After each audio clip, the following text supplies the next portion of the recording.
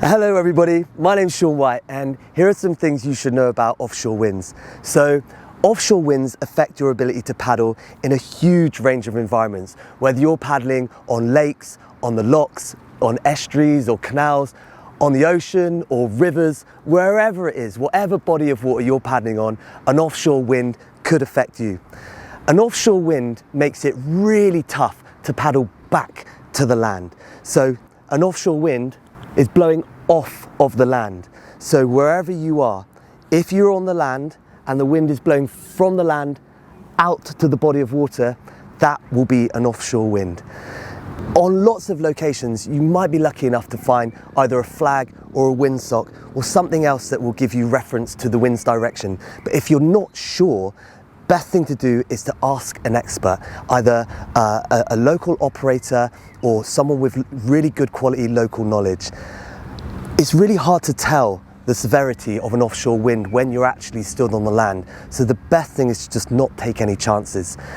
If you did happen to get stuck in an offshore wind, what that will mean for you is it can be almost impossible physically to paddle back to the destination that you came from. When that happens, panic can set in. When panic sets in, you often lose the ability to cope and you just simply forget some of the very fundamentals of how to paddle and how to maintain your personal safety.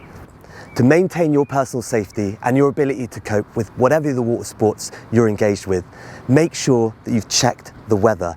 Make sure you've checked the weather that's local to you. If you're unsure, ask a qualified water sports instructor, ask a lifeguard, or ask somebody else who's got professional knowledge on the local environment that you're intending to paddle in. Wherever you can, just avoid strong offshore winds.